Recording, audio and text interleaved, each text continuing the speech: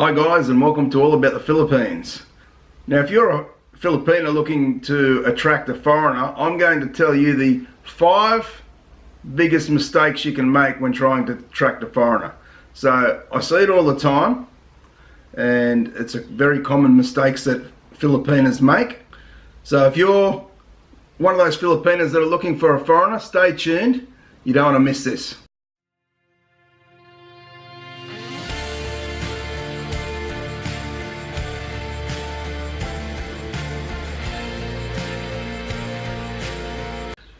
So we're going to make this a very quick video today, guys. So the first thing is telling your foreigner friend. So you've got on the computer, you've made a friend on there, and all of a sudden you tell him of all your struggles and hardships in life.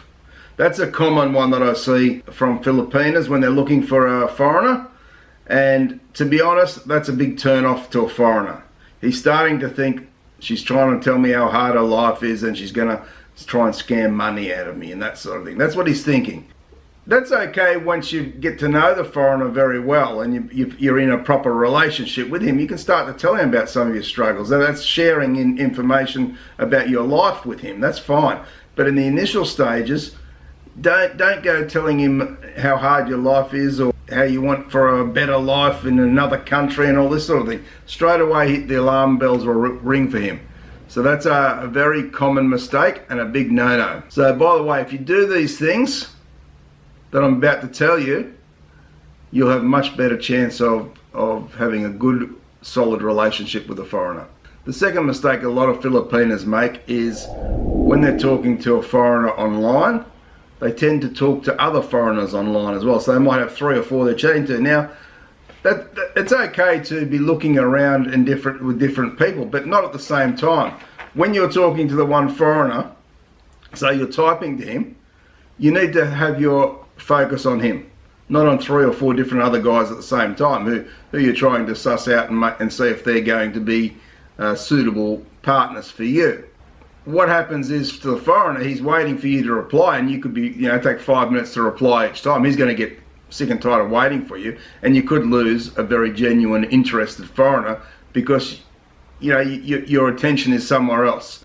If you want to talk to different men, set the different times where you're going to speak to each of them, and give your attention to those men thoroughly, and you'll be doing yourself a favour as well, because you'll be finding out more about that man as well, and the stories won't get mixed up quite easily. If you're talking to 3 or 4 guys at the same time, you could be typing something to one man, it's totally irrelevant to him, it's meant for somebody else.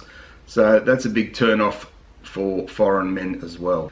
Now, the third tip I'm going to give you is another one that's a very common mistake with a lot of Filipinos, is that putting in your profile pic, having suggestive or provocative pictures, so wearing some clothes that might be very revealing, is quite a turn off to the genuine man. Now I know some Filipinos think that it's attractive and it can draw the right attention, but no, it'll do the opposite. It will actually only get the attention of those guys who are not genuine, who might just want to play games with you, or might want to come over to the Philippines just to have sex with you, quite bluntly. So if you're looking for a genuine man, tone down your profile pictures. Have yourself nicely dressed. I'm not saying cover up like a nun, but dress nicely. Dress appropriately. No one wants to see your boobs hanging out, or your shorts right up to your, tops of your thighs. No one wants to see that. Almost, want to call it the word slutty. Well, we don't want slutty women. Only those guys who are chasing that sort of women will go for that woman. If you're after a man who wants you for a long term, for a wife, then tone your pictures down. Make them nice, but not over revealing. So my 4th tip, girls, is to slow things down. There's no hurry. Just because the first foreigner talks to you doesn't mean he's the one. I've seen a lot of Filipinos, they're looking for a foreigner, they have dreams of going to another country, all this sort of thing, and the first man that comes along, bang. If you take your time to get to know this person, you'll know if he's genuine or not. You don't want to be attracting a sexpat. Now, I've done a video on the sexpat, so if you're not sure what I mean by sexpat, check this video out here and it will show you. And basically it'll tell you about men from, you know, Western countries that go to the Philippines just to sleep with women over there. They could be married in their own country. So again, check that video out. It will explain about sexpats and what they actually get up to. So if you take your time to get to know the man, not rushing, you'll very well soon find out whether he's genuine or whether he's a sexpat looking for a bit of fun. My final tip of the video is never ask the foreigner for money. A lot of foreigners are on the lookout for scammers in the Philippines, and whether you're a scammer or not, if you're asking for money directly, he's going to think you're a scammer and he's going to run a mile. Now you could be in a very dire situation, but still you don't ask him for money. You can share with him, you know, after you know him for a while, you can share with him what's going on, and if he wants to offer money, he will offer it. Make no mistake about that. I remember when I was dating my now wife, she never once asked me for money, and I didn't know the type of conditions she was living in. She was living in an old boarding house, and when I would talk to her on the computer, all I could see was just a little area. So I had no idea how small this place was, how old it was, what a fire hazard it was. Had no idea.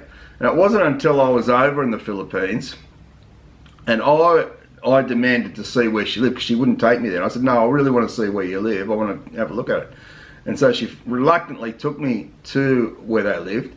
Her and her sister were living in this old boarding house where you'd come in and you go up these old stairs to the top, and then there's just one long hallway, and on either side of the hallway were these rooms, and they were no bigger than, I don't know, they would have been probably 3 meters across by 4 meters wide. That was it. And that's where they had their mattress in the middle of the floor, which would take up most of that area. They had a little TV and a small fan, and that's all. They couldn't cook in there or anything. There was a communal bathroom they would use. But problem with that place was it was very old, and if there was a fire in there, they'd be all dead. I mean, they wouldn't get out. So that really bothered me. So it was at that point that when I got home, after that visit, I got home and it had been really bothering me all the way home. And that's when I demanded that her and her sister then move out of there, and I helped to pay monthly, I think it's about 7,000 pesos for a decent, that's a month, 7,000 pesos a month for a decent place that was more safe and livable.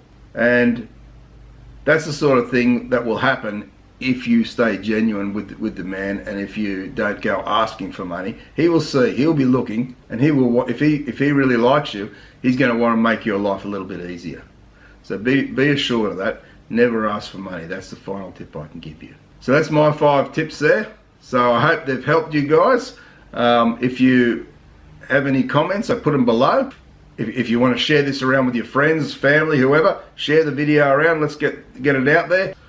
Don't forget, if you haven't subscribed, hit that subscribe button. Turn on notification bells to get more videos. We upload every second day, so we've got plenty of stuff to come. Okay guys, thanks very much for watching. All take care. Bye for now.